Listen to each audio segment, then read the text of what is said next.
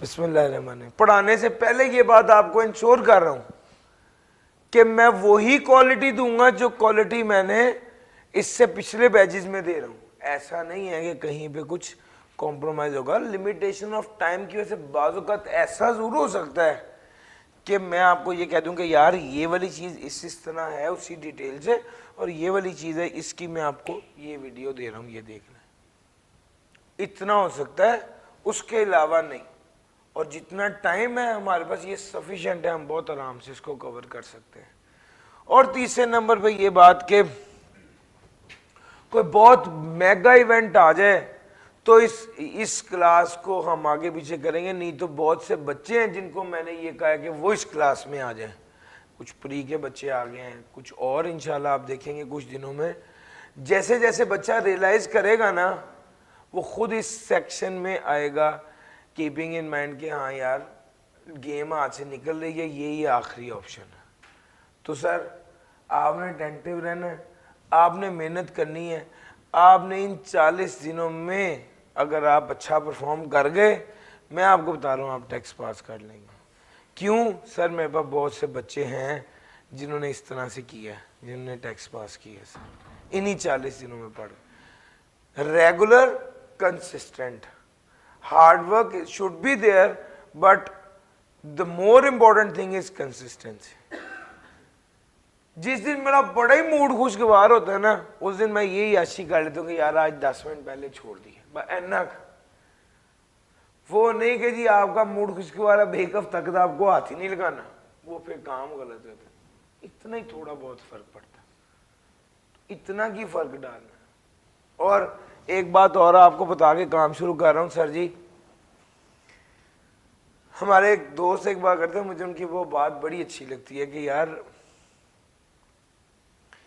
जब आपका पढ़ने को दिल चाह रहा होता है किसी का, तब तो सारे ही पढ़ते हैं, लेकिन कामयाब वो है जो तब भी पढ़ता है जब उसका दिल नहीं चाह रहा होता पढ़ने का।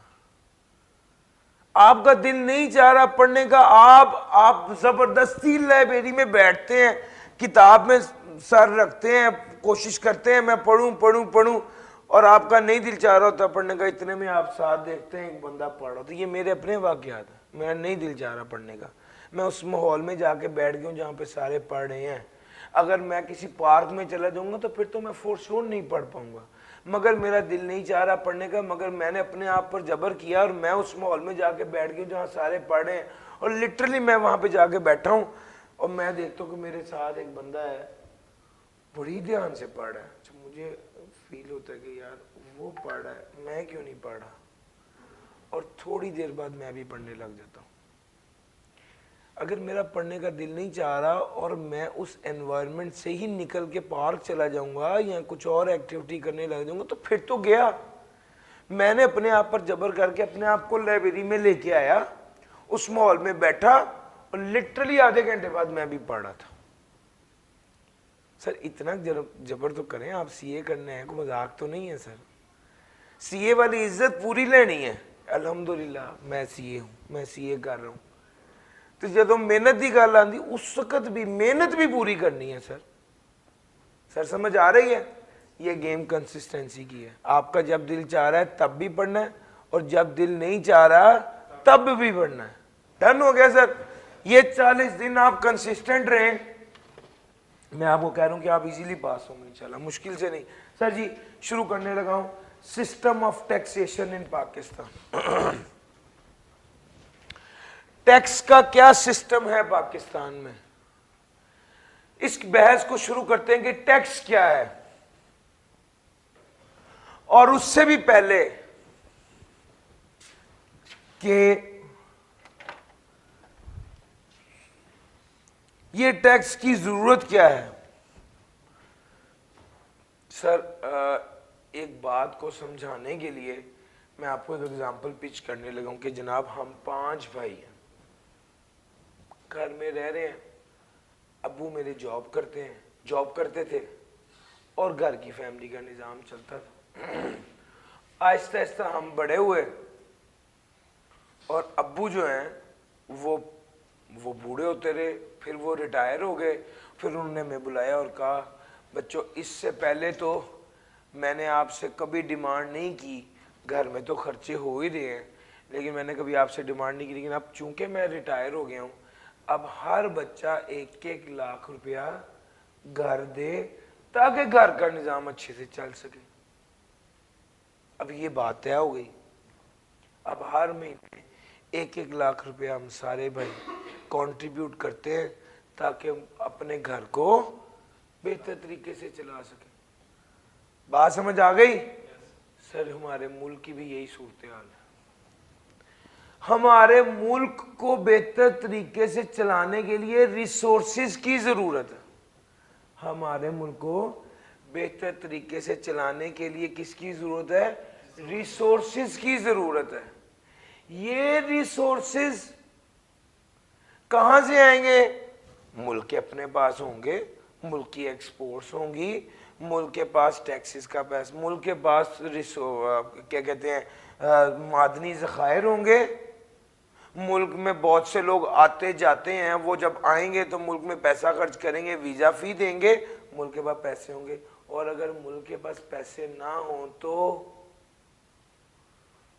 तो अगर मुल्क के पास पैसे नहीं है तो हुकूमत अवाम से कहेगी कि आपका मुल्क है, आप कंट्रीब्यूट करें ताकि मुल्क को बेहतर तरीके से चलाया जा सके।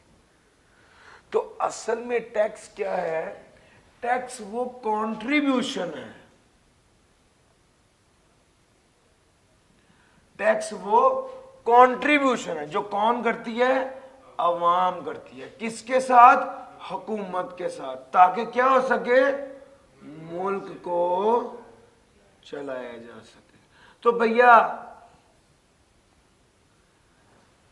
एक आम बंदा जो ये सोचता है कि जनाब अजीब बात है, हम लोग हलाल का कमाते हैं, ये लोग हमसे टैक्स ले लेते हैं, आज के बाद आप में और उसमें फर्क होना चाहिए कि आपको असल स्टोरी का पता है, असल जड़ का पता है।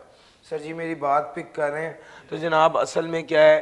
टैक्स वो कंट्रीब्यूशन है जो अवाम करती है हुकूमत के साथ ताकि मुल्क को बेहतर तरीके से चलाया जा सके। वो कंट्रीब्यूशन जो अवाम करती है हुकूमत के साथ ताकि मुल्क को बेहतर तरीके से चलाया जा सके। सर ये सवाल पैदा होता है अब अगला कि सर जी सऊदीया भी तो है, वो भी तो चल रहा है, वो लोग तो टैक्स नहीं लेते, या पाकिस्तान को ही सारी जरूरत पड़ गई टैक्स खाने की? सऊदीया का अब्बा तगड़ा है, सऊदीया के पास रिसोर्सेज ज्यादा है। सर मेरे अब्बू जब जॉब कर रहे थे उनके पास रिसोर्सेज ज्यादा थे, तो उन्होंने तो हमसे पैसे नहीं मांगे थे। यार ऐसा ही हुआ था ना? तो भाई इसी तरह ही सऊदीया जो है उनके पास भी रिसोर्सेज हैं। सर इतना बंदा उम्रे पे आता है, वीजा फी होती है सर, तेल, सर समझ आ रही है? वो ऑयल के जो उनके पास ज़खायर हैं वही बहुत है यार।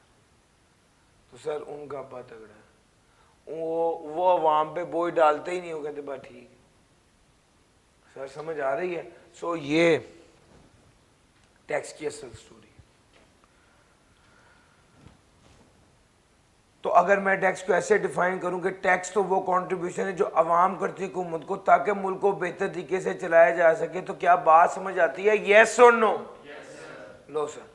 और अगर मैं ये कहूं कि ये तो प्रोसेस है जिसके जरिए गवर्नमेंट पैसे इकट्ठे करती है ताकि अखराजात किए जा सके, उसको टैक्स कहते हैं। आपके सामने टैक्सेशन की डेफिनेशन आ गई। इसकी लाइट आज फर्क लग रही है जी, जल्दी से इसको रीड कर लीजिए।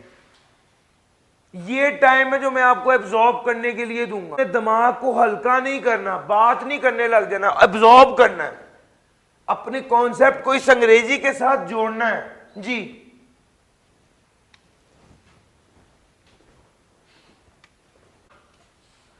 सर जी फिर अगली बात आती कि टैक्स लागू करने का मकसद क्या था? वो कहते हैं टैक्स लागू करने का मकसद क्या था? Taxes are primary revenue yielding tool. Tax लागू करने का मकसद था revenue yielding tools of the government. The government levies taxes in order to achieve following objectives. Sir government जो है वो टैक्सेस को लागू करती है ताकि ऑब्जेक्टिव्स अचीव करे। सर जी कौन सा ऑब्जेक्टिव है? अच्छा मैं एक जरा मजा एक बात समझाता होता हूँ कि एक इंस्टीट्यूशन है, उससे पूछा जाता है कि सर जी आपने ये इदारा बनाया है तो आपका असल मकसद क्या है? तो कहेंगे ताकि इनकी रोशनी फैले। कहते नहीं उसके अलावा ताकि लोग ज़्यादा से ज़्यादा सीए करें और आगे बढ़ें। उसके अलावा ताकि माशरे में पढ़े लिखे अफराद बढ़ जाएं। उसके अलावा ताकि बच्चे जो हैं वो अपनी ज़िंदगियों में आगे बढ़ें और प्रोफेशनल बने। उसके अलावा कैसे सर सही गाल दसो सही ओके यार सही गाल का क्या मतलब है कि भाई असल मकसद क्या है? Revenue collection profit making private organisation है ना सर। तो यार मेरी बात समझ आ रही है? ऐसा नहीं है कि वो सारे मकासद नहीं है, हैं मगर एक सबसे मेजर प्राइमरी रेवेन्यू है, प्राइमरी काम असल काम रेवेन्यू कलेक्शन। सर जी समझ आ रही है? तो भाई टैक्सेस का भी असल काम क्या है? Revenue collection. इसके अलावा कुछ और मकासद भी हैं लेकिन सबसे मेजर काम रेवेन्यू कलेक्शन है। दूसरा to use as a tool for implementation of its policies. Sir ji policies को इंप्लीमेंट करना, कल मैंने आप लोगों को कहा था कि दोस्तों बुक्स लेके आना। क्यों?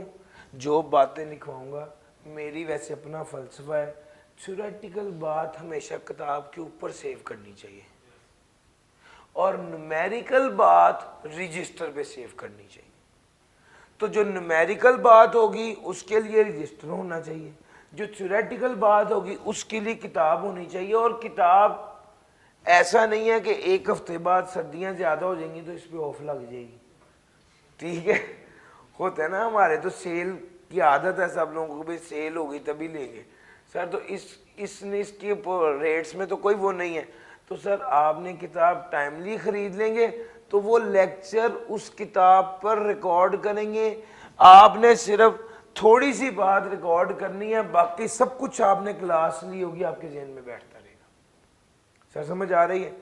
अब मैंने आपको कह दिया कि जो बच्चा कल क्लास में किताब लिए बगैर आ गया उसको 50 रुपये फाइन होगा।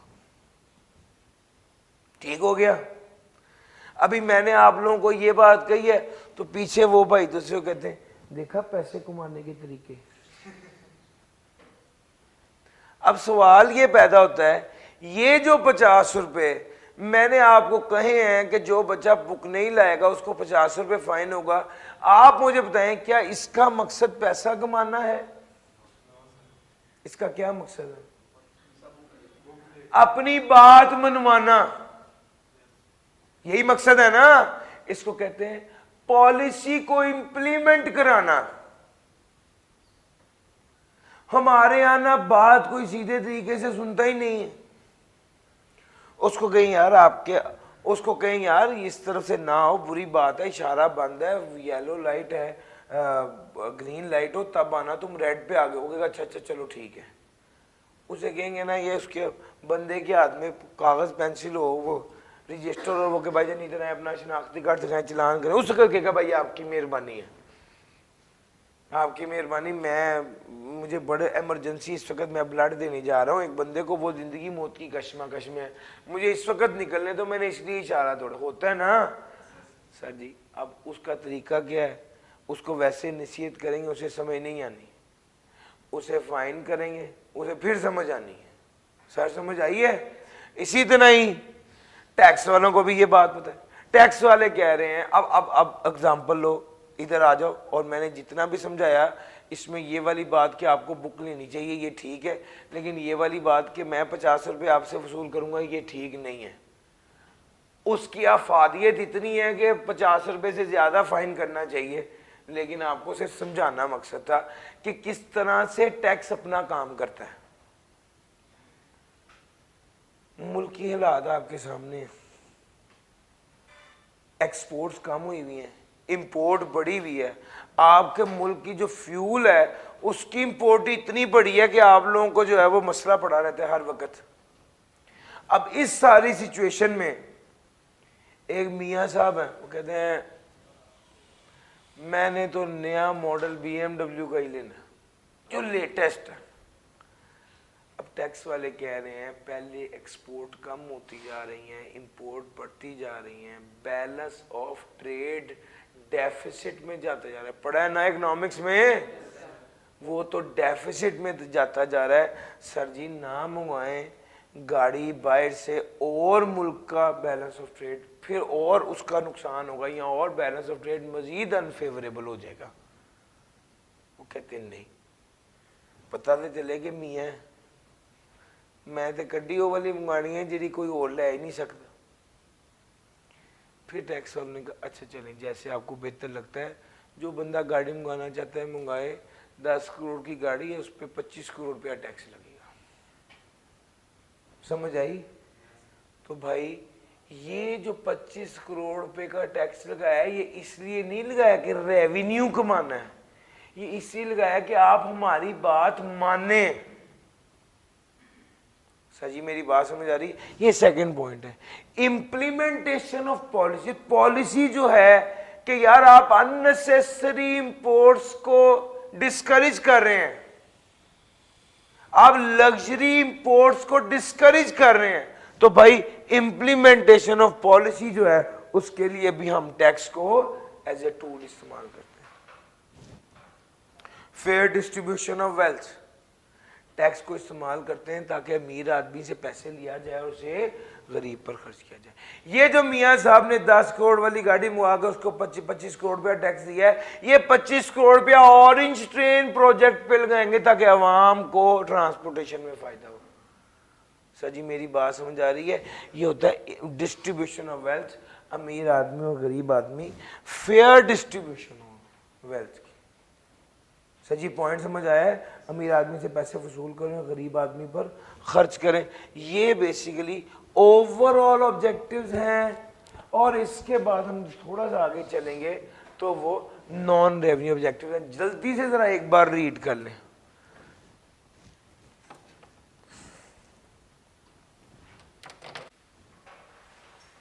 सर नॉन रेवेन्यू ऑब्जेक्टिव्स,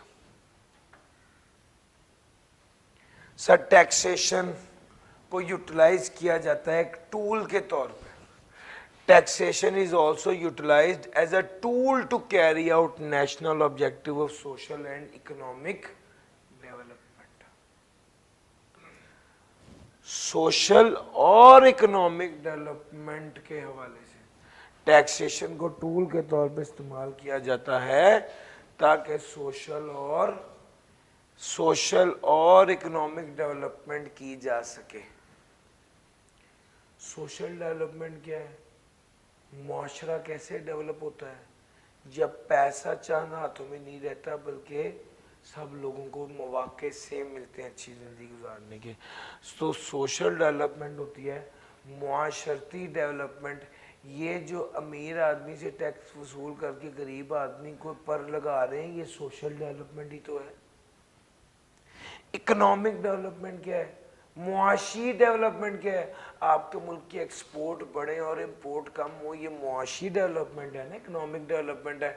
तो भाई आपने जो इंपोर्ट पर ज़्यादा टैक्स लगाया है असल में उसका मकसद क्या था? Economic development. तो भाई टैक्स का असल मकसद तो ये है, मेजर काम ये है कि वो जो कौमी ऑब्जेक्टिव्स हैं सोशल और इकोनॉमिक डेवलपमेंट के उसको अचीव करें।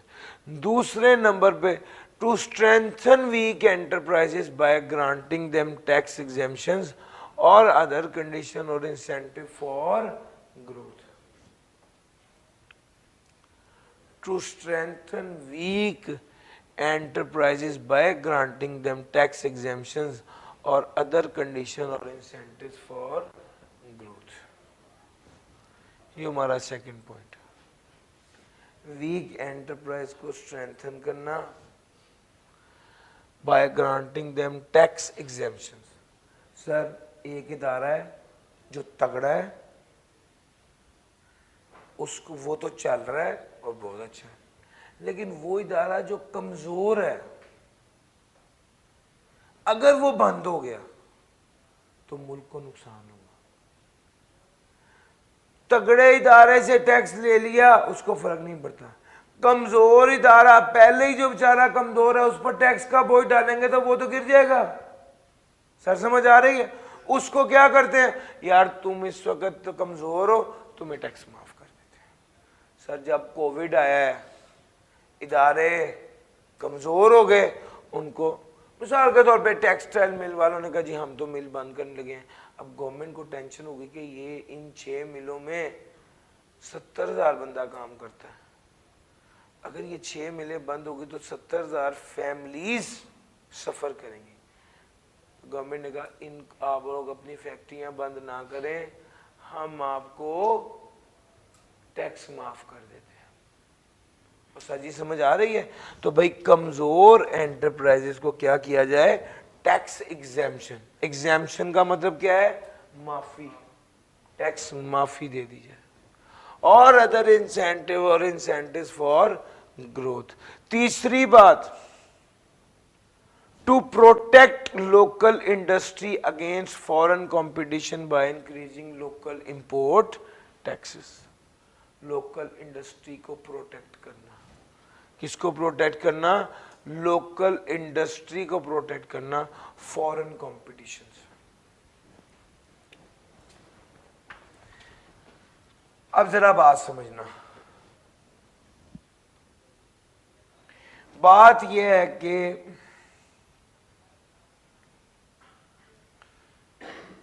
लेट्स से ये मार्कर है सर, ये मार्कर कितने का आया, 50 रुपए का।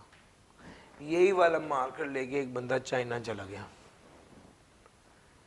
चाइना में जाके उसने कहा जी मुझे इस तरह का मार्कर कितने का मिल जाएगा, उन्होंने कहा जी 10 रुपए का। उसने कहा जाने आने का कितना खर्चा लगेगा, उन्होंने कहा जी 10 रुपये उस पर लगेगा। उसे मार्कर कितने का मिला, 20 रुपये का। अब क्या करना चाहिए, ये मार्कर 20 रुपये का खरीदने, 20 रुपये का पाकिस्तान पहुंच जाएगा, 25 का बेचने लग जाते हैं। ये फैक्ट्री है, डॉलर की बंद हो जाए, खैर खैर है ना, फैक्ट्री बंद हो जाए, मार्कर तो वो हमको सस्ता मिलेगा ना। क्या ऐसा करना चाहिए? सर सोचें, उस डॉलर की फैक्ट्री में जो 8,000 बंदा काम करता है उसका क्या होगा? क्या आपको सिर्फ मार्कर सस्ता चाहिए, बाकी जो होता है हो जाए? सर ऐसा नहीं है, मुल्क चला रहे हैं, मुल्क चलाना है। एक मार्कर एक ऐसी आइटम है जो अगर उसकी वजह से 8,000 बंदा बेरोजगार हो जाए तो मसला बहुत ज्यादा बढ़ जाएगा। Sir ji this is not the solution कि हम मार्कर सस्ता लाने के चक्कर में अपनी लोकल इंडस्ट्री को बढ़ा दें। और दूसरा बंदा चाइना वाला, वो कल चाइना का कानून बना देगा जी हमसे जो मार्कर खरीदेंगे उस पर 50 रुपये टैक्स लगेगा। तो हमने अपनी फैक्ट्री भी बंद करा दी, और चाइना वाले जो लोग थे, यार दरवाजा खोल दीजिए अली हसन, हमने अपनी फैक्ट्री भी बंद करा दी, और चाइना वाले जो लोग थे उन्होंने भी हमें फारिग कर दिया। यार मेरी बात समझ आ रही है? गर्चे दरमियान में ये लाइट गई है, लेकिन मुझे उम्मीद है कि आपकी तवज्जो इधर ही थी और आपने बात पिक कर ली है।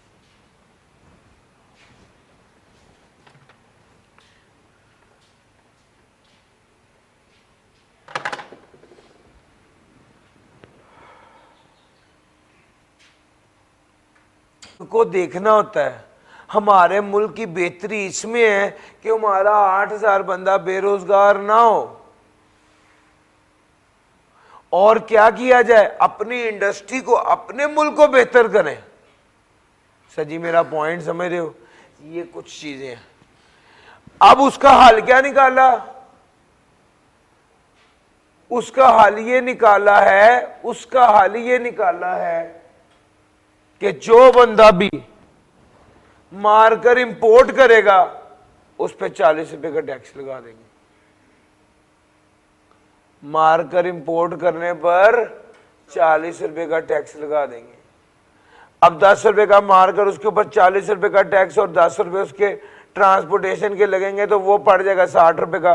लाहौर में कितने का मिल रहा है? 50 का। तो फिर इसका मतलब है कि हमने अपनी इंडस्ट्री को प्रोटेक्ट कर लिया, हमने अपनी इंडस्ट्री को प्रोटेक्ट कर लिया। देखा आपने टैक्स ने कैसा रोल प्ले किया अपनी इंडस्ट्री को बचाने के लिए। अब यहां पे ये जो 40 रुपए का टैक्स लगाया है, इसका मकसद पैसे कमाना नहीं था, अपनी इंडस्ट्री को प्रोटेक्ट करना था। यार मेरी बात पिक कर रहे हो? गर्ज ये कि ये जो दूसरा पॉइंट है, इसका मतलब है कि लोकल इंडस्ट्री को बचाना फॉरेन कंपटीशन से। कैसे बचाएंगे? लोकल इंपोर्ट टैक्सेस को बढ़ा देंगे।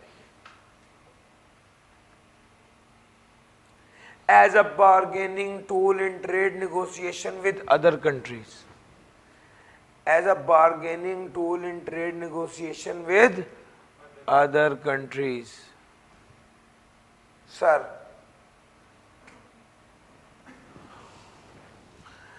American Army ने 10 लाख टी शर्ट्स बनवानी थी। उन्होंने कहा इंडिया, बांग्लादेश और पाकिस्तान, इन 3 मुल्कों को उन्होंने अप्रोच किया है और उन्होंने कहा कि आप बताएं कि आप कितने की शर्ट बना के देंगे। इंडिया ने कहा है हम 150 की बना देंगे, बांग्लादेश ने कहा है हम 120 की बना देंगे, पाकिस्तान ने कहा है हम 130 की बना देंगे। जाहिरन कौन बिड विन कर जाएगा? बांग्लादेश विन कर जाएगा। अगर क्वालिटी सेम है तो बांग्लादेश जीत जाएगा।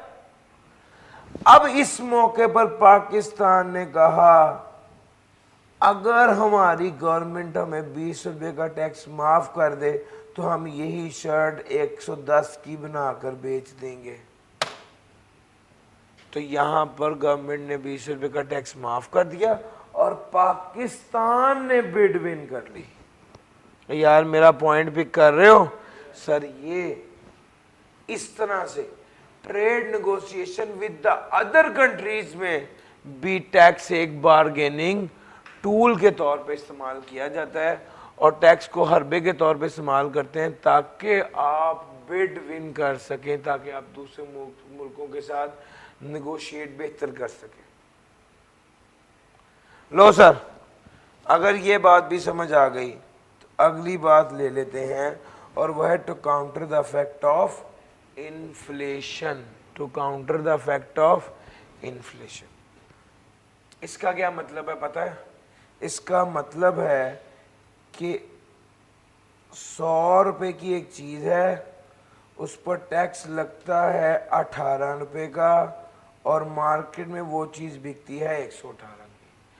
अब इन्फ्लेशन की वजह से कीमतें बढ़ गई हैं, ये चीज़ 110 रुपए की हो गई है।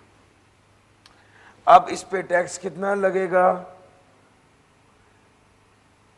19.8 का, और मार्केट में ये चीज कितने की बिकेगी? 129.8 की। 110 रुपए की, 110 रुपए की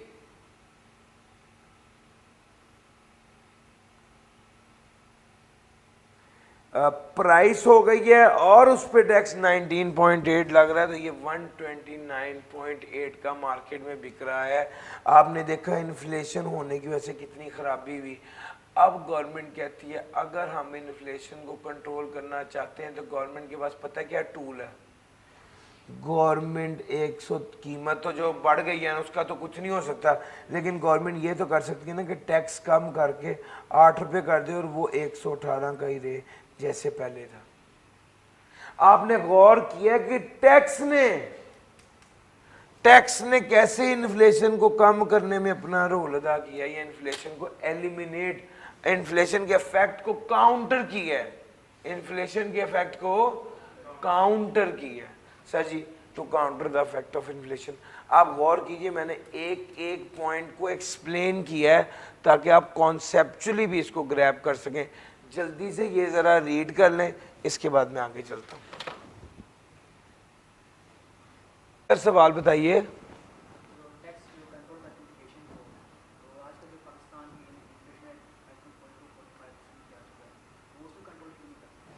सर भाई ने सवाल पूछा तो फिर आजकल टैक्स इन्फ्लेशन को कंट्रोल क्यों नहीं कर रहा?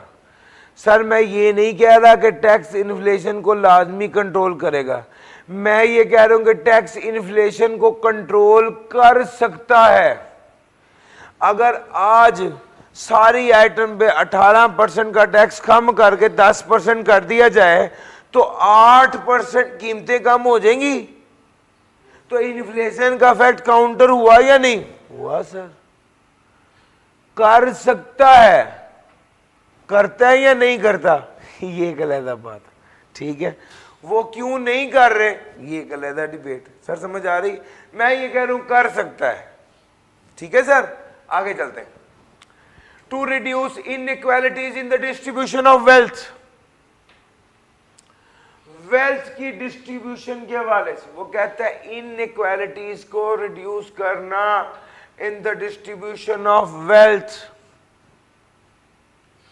To reduce inequalities in the distribution of wealth. इसका क्या मतलब होता है? इसका मतलब होता है कि जी अमीर बंदा ज्यादा से ज्यादा अमीर तर होता जा रहा है, गरीब बंदा गरीब तर होता जा रहा है और उनके दरमियान में इनइक्वालिटी बढ़ती जा रही है। लेकिन अगर अमीर आदमी से 25 करोड़ रुपया लिया और वो ऑरेंज ट्रेन पर लगा दिया तो असल में आपने क्या किया है, इस फर्क को कम कर रहे हैं ना। सर ये बात, इनइक्वालिटीज को रिड्यूस किया जाता है टैक्स को टूल के तौर पर इस्तेमाल करना। जिस चीज को प्रमोट करना होता है, science, invention, financial education activities, maintain and improve efficiency of labour, जिस चीज को प्रमोट करना होता है उस पर टैक्स माफ कर देते हैं या टैक्स कम कर देते हैं। जैसे साइंस, इन्वेंशन, फाइनेंशियल एजुकेशन, इन सारी चीजों को प्रमोट करने के लिए टैक्स को टूल के तौर पे इस्तेमाल किया जाता है। और अगला पॉइंट आ गया price discrimination. Sir what is price discrimination? Charging different prices of the same product in different markets. Economics में पढ़ा हुआ है ना, इसको कहते हैं प्राइस डिस्क्रिमिनेशन। मुल्तान में एक प्रोडक्ट है, उसका रेट है 110 रुपए, लाहौर में है 100 रुपए। लाहौर में टैक्स लगता है 18 रुपए, तो ये लाहौर में बिकता है 118 का और मुल्तान में टैक्स लगता है 19.8 और मुल्तान में बिकता है 129.8 का। भाईजान बात समझ में आ रही है? 129.8 का।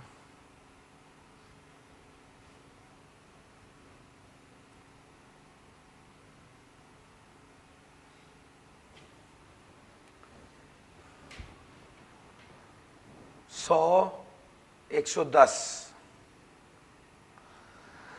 अब टैक्स वाले कैसे प्राइस डिस्क्रिमिनेशन के इफेक्ट को खत्म करेंगे? जैसे अभी प्राइस के इफेक्ट को किया। सर देखा ना आपने इन्फ्लेशन को कैसे कंट्रोल किया है।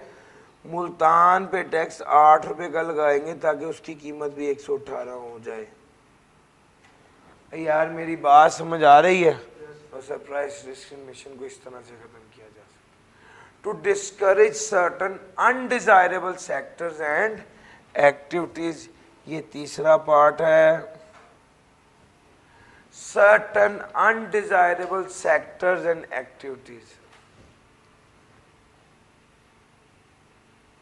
डिस्करेज करना undesirable sectors and activities।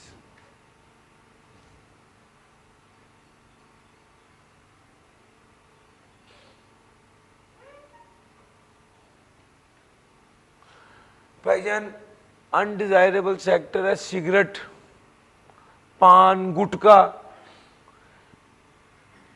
ये जो सेक्टर्स हैं ये ऐसे हैं जो किसी तौर पे भी माशरे के लिए फ़ायदेमंद नहीं है। इसीलिए आप गौर कीजिए, जब भी टैक्स लगता है या टैक्स बढ़ता है, इन सेक्टर्स पर लाजमी टैक्स बढ़ता है। क्यों जी? अनडिजायरेबल होते हैं ना सर जी। सिगरेट, जब भी टैक्स रहेगा सिगरेट पे टैक्स बढ़ेगा, सिगरेट पे टैक्स बढ़ेगा, अनडिजायरेबल है सर। ये माशरे में किसी तौर पे भी फायदेमंद नहीं है। अगला आ गया डॉक्यूमेंटेशन ऑफ इकोनॉमी। इस पर थोड़ी सी बात करेंगे सर। हमारे यहाँ एक मेजर मसला पता क्या है? लोग अपना पैसा, अपनी प्रॉपर्टी, अपनी इनकम टैक्स वालों से छुपाते हैं। अब जब वो टैक्स वालों से अपनी इनकम छुपाएंगे, अब जब वो टैक्स वालों से अपनी इनकम छुपाएंगे तो फिर मसला होगा। और मसला क्या होगा? चूंकि वो टैक्स वालों से अपनी इनकम छुपा रहे होंगे, टैक्स वालों को नहीं पता चलेगा उनकी क्या इनकम है, और उस वजह से वो टैक्स करोड़ रुपया कमा रहे होंगे और ये बता रहे होंगे कि मैंने 5 लाख कमाया और टैक्स 5 लाख पे दे रहे होंगे। अब गवर्नमेंट ने सोचा इसका तोड़ क्या निकालें कि हर बंदा सही से अपनी इनकम शो करे। तो उन्होंने कहा भाई एक असूल बना दिया, जो ट्रांजैक्शन करनी है बैंकिंग चैनल के जरिए करो। अगर आप ट्रांजैक्शन बैंकिंग चैनल के अलावा किसी और तरीके से करोगे, यानी कैश में करोगे, तो टैक्स वाले उसको आपकी इनकम मानेंगे और उसको टैक्स लगा देंगे। सजा दी। मैंने अपने दोस्त से लोन लिया 5 लाख का, टैक्स वालों ने कहा था बैंकिंग चैनल से ट्रांजैक्शन करो, उसने घर आके मुझे 5,000 की कॉपी दी, 5 लाख रुपया मेरे पास आ गया। मैंने एफपीआर को कहा जी मैंने अपने दोस्त से लोन लिया, ये 5 लाख रुपया। उन्होंने कहा तुम्हें कहा भी था बैंकिंग चैनल के जरिए लेना, क्योंकि जब तुम बैंकिंग चैनल के जरिए लोगे तो तुम्हारे रिकॉर्ड में आएगा, बैंक स्टेटमेंट में शो होगा, यस और नो।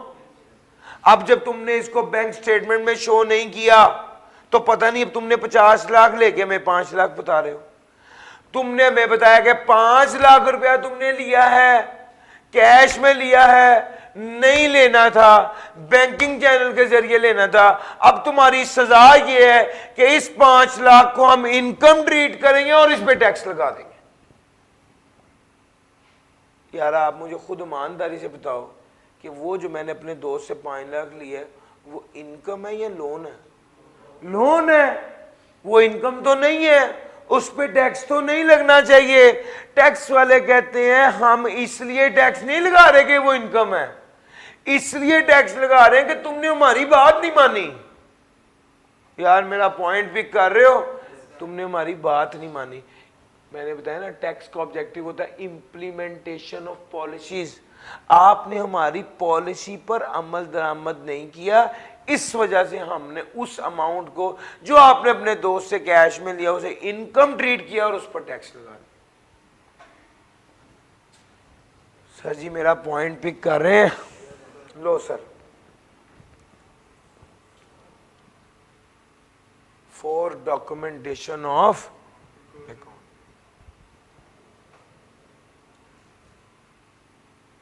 सर जी अगर ये बात आपको समझ आ गई, थोड़ा सा आगे चलते हैं। Tax as a mean for development.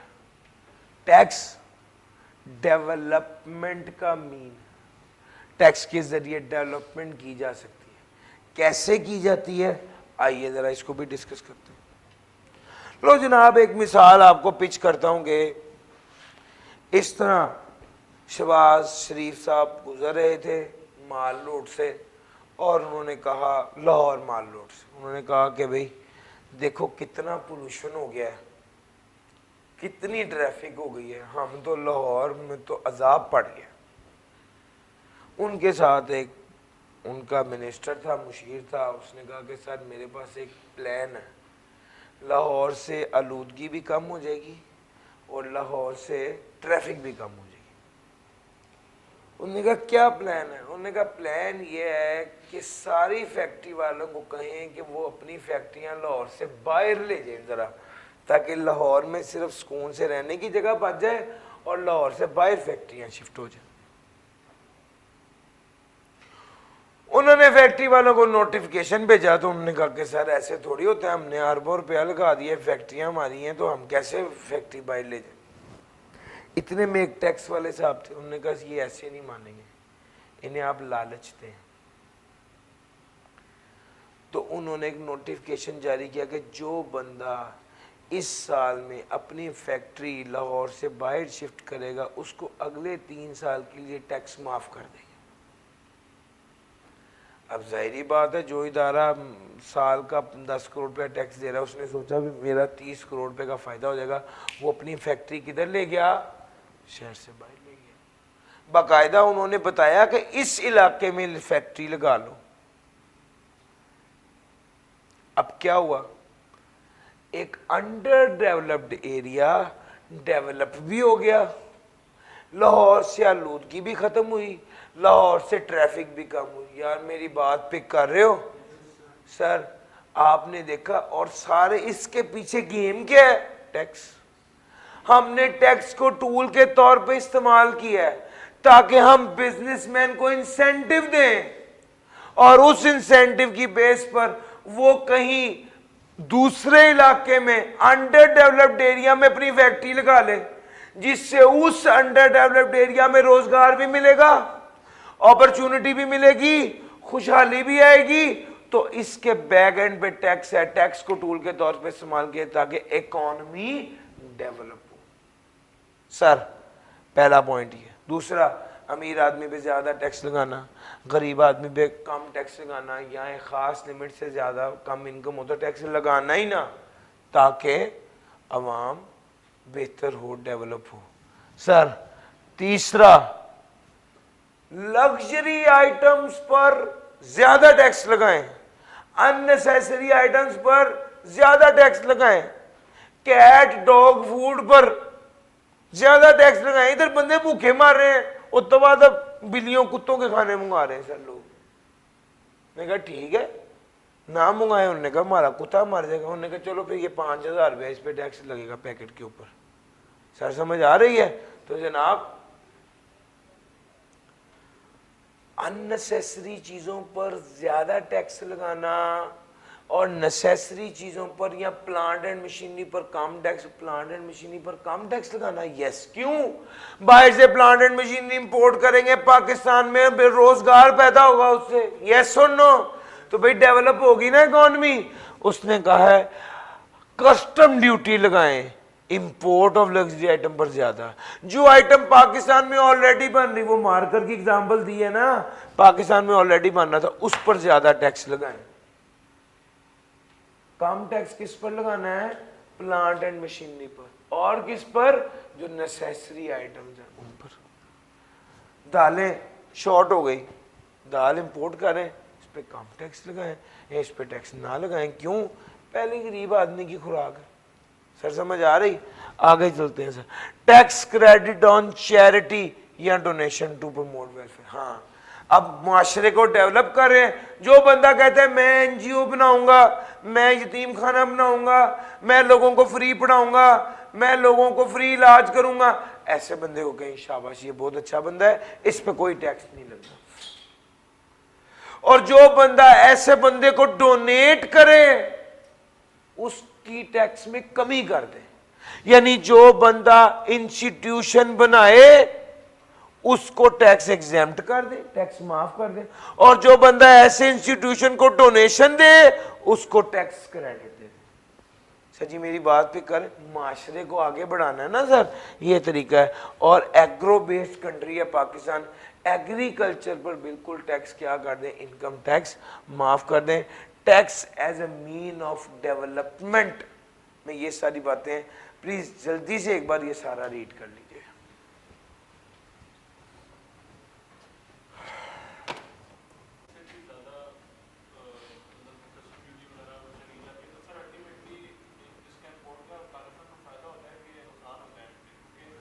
Sir import तो है ही मतलब एक इकोनॉमिक इंडिकेटर, तो इकोनॉमिकली देखा जाए तो इंपोर्ट का नुकसान ही है ना। फिर भी 10 करोड़ का तो डेफिसिट आ रहा है ना, तो वो तो इकोनॉमिक इंडिकेटर, तो वो बैलेंस तो अनफेवरेबल हो जाता है ना। मसला सिर्फ ये है कि आपकी कुछ इंपोर्ट्स ऐसी हैं जो आपकी मजबूरी हैं। इमेजिन कि आप फ्यूल इंपोर्ट नहीं कर रहे, सोचें जरा क्या होगा। नहीं सर, हम सोचते हैं कि हमारी मोटरसाइकिल या गाड़ी में पेट्रोल नहीं पड़ेगा, ये नहीं है असल मसला। असल मसला है कि बिजली नहीं पैदा होगी। आपकी मेजॉरिटी जो बिजली पैदा हो रही है वो फ्यूल से हो रही है। तेल से बिजली नहीं पैदा होगी तो फिर क्या होगा? अगर तेल से बिजली ना पैदा हुई तो बिजली नहीं होगी, अगर बिजली ना हुई तो क्या होगा? एक बार सोच लें, आपके पास बिजली नहीं होगी, आपके पास फ्यूल नहीं होगा, आपकी ट्रांसपोर्टेशन बंद, आपकी लाइट बंद, खत्म हो गया है। आप श्रीलंका में क्या हुआ था? फ्यूल का मेजर जोन, वो जो बैंक कह दिया कि जी बैंक करप्ट हो गए हैं और वो जो है वो डिफॉल्ट कर गए, तो वो असल में मसला हुआ गया था सर, सिर्फ एक मेजर मसला हुआ था। उनने उनके बाद तेल के पैसे नहीं थे, उन्होंने तेल बंद कर दिया। तेल बंद कर दिया, बिजली बंद हो गई। बिजली बंद हो गई तो आपकी सारी टेक्नोलॉजी बैठ गई, कंप्यूटर ख़त्म हो गए, इंटरनेट ख़त्म हो गया, यूट्यूब, हर चीज़ ख़त्म हो गई ना। अब क्या रह गया पीछे? अब एक मिनट के लिए आप सोच लें कि फिर सुबह दोपहर शाम अंधेरा है, तो आपको नहीं लगता कि आप एकदम एक झटके में जो है वो 200 साल पीछे चले जाएंगे? सर समझ में आ रहा है ये प्रॉब्लम?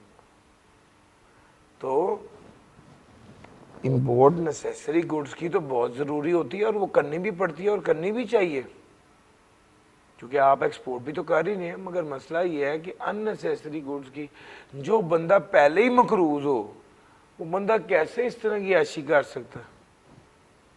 सर समझ आ रही है ये बात? लो सर, सारी आज की बहस में मैंने किया क्या है आपको? मैंने ये बताया है कि टैक्स के कानून बनाने के बैक एंड पे मकासद क्या होते हैं। आ जाए जरा, ये कुछ टैक्स के मकासद, टैक्स के कानून लिखे हुए हैं, वन बाय वन देखते हैं कि इसका क्या मकसद हो सकता है। कोशिश तो कर रहा हूं कि आंसर वाली साइड पे मैं खड़ा हो जाऊं ताकि आप लोग सिर्फ इस पे ध्यान दें और इसका जवाब दें। सर जी, amount transferred otherwise then banking channel will be deemed as income. जी, उसने कहा अगर आप अमाउंट ट्रांसफर करेंगे बैंकिंग चैनल के अलावा तो उसे इनकम ट्रीट किया जाएगा और उस पर टैक्स लगाया जाएगा। ये कानून बनाने के पीछे मकसद क्या है? डॉक्यूमेंटेशन ऑफ इकोनॉमी में आपको बता चुका हूं। Movable asset of the tax payer पे टैक्स लगाना, गाड़ियों पे टैक्स लगाने का क्या मकसद है? गाड़ी है अमीर आदमी के पास, शाबाश, गाड़ी है अमीर आदमी के पास, अमीर आदमी की गाड़ी पे टैक्स लगाना ताकि उससे पैसा मिले और वो गरीब आदमी पे खर्च हो। खास तौर पे अमीर बंदे पे टैक्स लगाने का मकसद ही क्या होता है? Fair distribution of wealth. Higher tax on import of luxury goods, luxury goods पर टैक्स लगाने का क्या मकसद है?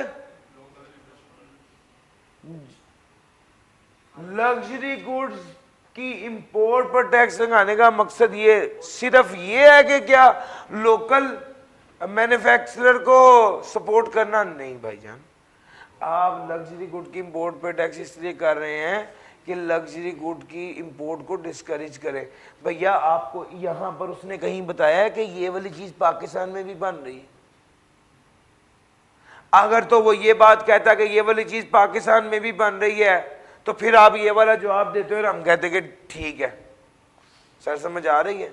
लो sir, allowability of expenditure of research and development. Ji,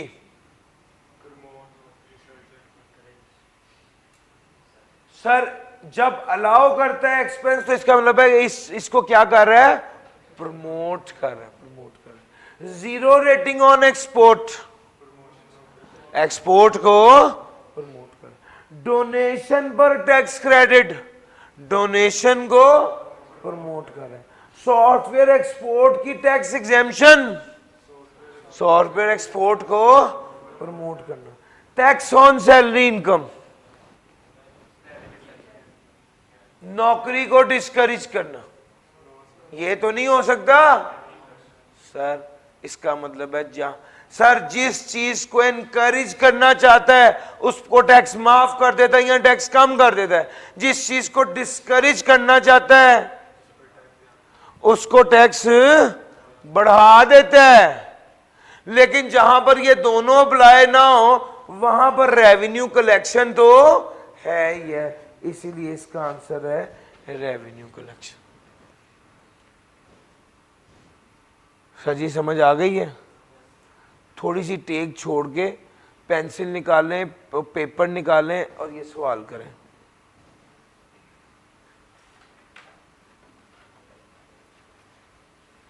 question number 6 का पार्ट बी, ऑनलाइन वालों आप लोग भी कर रहे होगे। जब मैं आप लोगों को कहता हूं कि यार आप जल्दी रीड करें, मैं ऑनलाइन का कैमरा पॉज करवा देता हूं, मैं एज्यूम करता हूं कि आप लोग भी उसको पॉज करेंगे और जो सारा मैंने रीड करने को कहा है वो ऑनलाइन बच्चे भी अच्छे से रीड करेंगे और फिर उसके बाद उसको वापस प्ले करेंगे। तो ऐसे ही चलना है जैसे फिजिकल क्लास चल रही है, तो आप लोग भी उतना ही फायदा उठा रहे होंगे। बस ये ध्यान में रखना कि प्रॉपर टेबल जो है वहां पर लैपटॉप या डिवाइस रखें और साथ किताब पेन काम करें, तो फिर ही बात बनेगी। रजाई के अंदर अगर आप अपना मोबाइल लेके घुस जाएं और समझेंगे इंशाल्लाह मैं जब रजाई से बाहर निकलूंगा तो मुझे सारा टैक्स आ गया होगा, ऐसा नहीं होना सर। रजाई के अंदर सिर्फ नींद ही आती है। जी पॉज कर रहे हैं भाई बच्चे, ये ऑनलाइन वालों आप लोग भी करो इसको पहले, फिर डिस्कस करता हूं। मैंने जब आपको पहली बार सवाल कराया तो मैंने खुद किया। अगर मैं आपको ये भी मैं ही करवा दूंगा तो आपकी लर्निंग उतनी नहीं होगी। अभी आपने इसके साथ एक बार दिमाग लड़ा लिया, अब जब मैं आपको सिखाऊंगा तो आपको एक नेक्स्ट लेवल की लर्निंग होगी जो पिछली बार मैंने कराया उससे बेहतर। इसीलिए मैंने वो क्लास में टाइम दिया है, ताकि अब मैंने ये सारे कराने हैं, लेकिन मैं चाहता था कि एक बार आप उससे लड़ लें, झगड़ लें, समझ लें, कोशिश कर लें, फिर उसके बाद मैं आपको कराऊं ताकि आपकी लर्निंग बेहतर हो। लो sir, state one objective of tax laws in each of the following cases. High tax rate on high income, अमीर आदमी पे ज्यादा टैक्स लगाना। Fair distribution of wealth. जी किसी बच्चे ने इसके अलावा कुछ लिखा है? Done sir. High tax rate on import of luxury good to support the local industry. क्या ये इसका जवाब ठीक है गलत है? डिस्करेज करना लग्जरी गुड की इंपोर्ट को टू क्रिएट गुड बेटर या गुड या favourable balance of trade. Sir जी समझ आ रही है?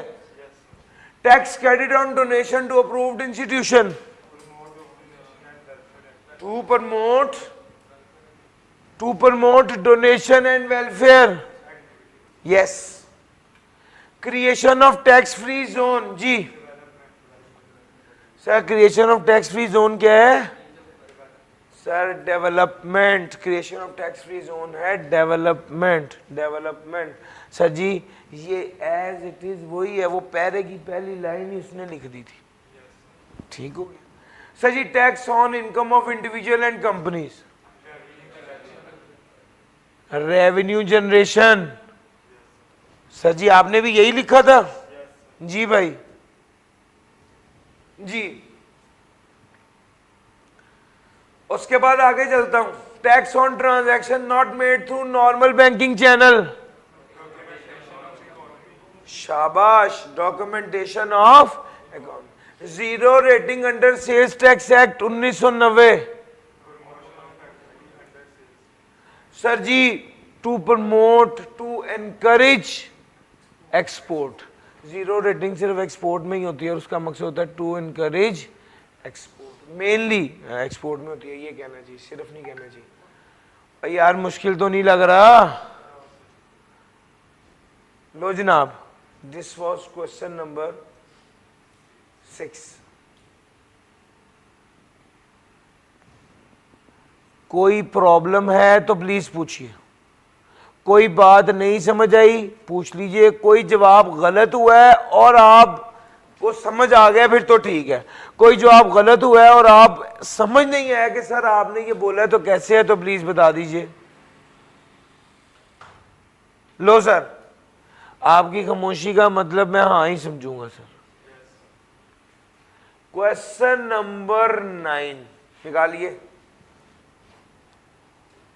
करना शुरू करें सर। क्वेश्चन नंबर 9 करना शुरू करें।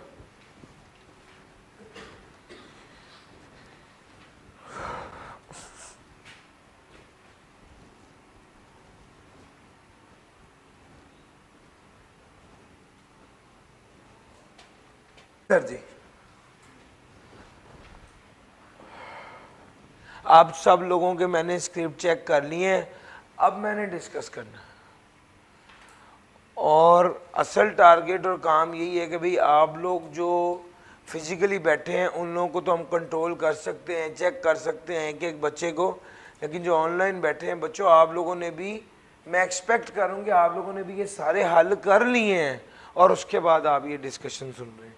लो sir, high tax rate on import of goods. जी जी, इसका लिख देते हैं ताकि अपनी इंडस्ट्री को प्रोटेक्ट करना। क्या ये लिख सकते हैं? नहीं लिख सकते। ये वाली बात लिख दूं ताकि लग्जरी गुड की इंपोर्ट को डिस्करेज किया जाए, ये वाली बात लिख दूं? सर जी सवाल में देखना है, उसने लग्जरी की बात कही है तो लग्जरी की बात करेंगे ना सर, समझ आई है? उसने यहां पे सिंपल इंपोर्ट का है। अब वो चीज अगर पाकिस्तान में पैदा ही नहीं हो रही तो मैं कैसे अपनी इंडस्ट्री को प्रोटेक्ट करने की बात कर सकता हूं? यहां पर मेनली आपने ये कहना कि ओवरऑल इंपोर्ट को डिस्करेज करना ताकि बैलेंस ऑफ ट्रेड को फेवरेबल किया जा सके। ये इसका जवाब बनता है। 0 रेटिंग की तो रिपीट हो रहा है। जी भाई, encourage export. Sir decrease in sales tax rate. जी सर, सेल्स टैक्स को कम करेंगे तो उससे क्या होगा? इन्फ्लेशन का इफेक्ट काउंटर होगा। To counter the effect of inflation,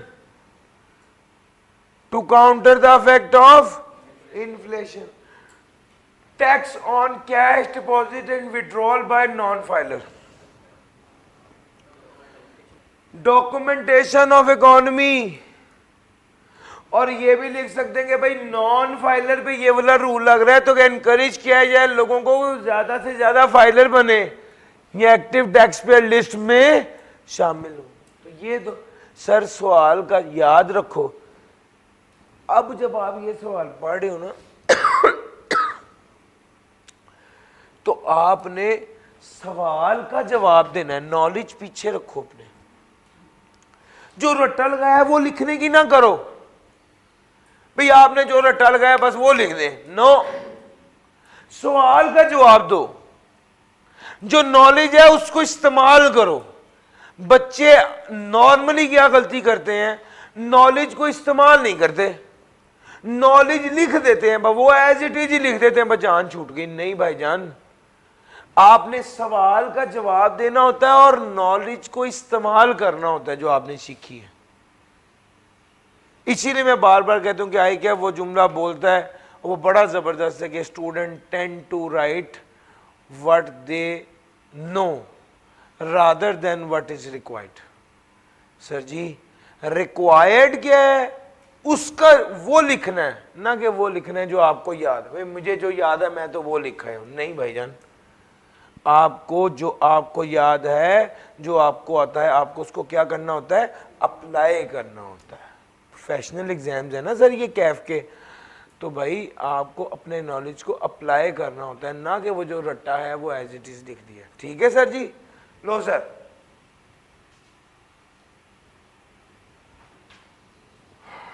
आगे चलते हैं sir.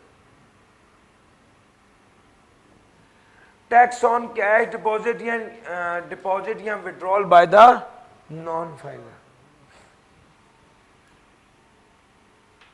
Introduction of tax holiday. Tax holiday ये लफ्ज पहली बार ही उन बच्चों ने भी पढ़ा था जो पेपर में बैठे हुए थे, लेकिन इतना का आपने दिमाग को कायम रखना है कि हॉलिडे का मतलब होता है छुट्टी, इसका मतलब होता है टैक्स में कोई छुट्टी या टैक्स में कोई रियायत मिली है। ऐसा ही है ना, अगर किसी इंडस्ट्री में, कंस्ट्रक्शन रिलेटेड इंडस्ट्री में टैक्स हॉलिडे मिल गई तो इसका क्या मतलब है, इस इंडस्ट्री को क्या किया जा रहा है, इनकरेज किया जा रहा है, प्रमोट किया जा रहा है। Sir ji, high tax rate on interest income.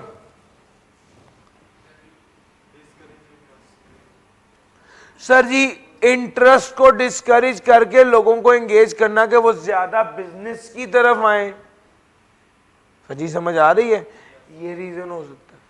तो high tax rate on interest income है, उसका मकसद है कि बैंक्स में पैसे रखवाने को ज्यादा डिस्करेज करना।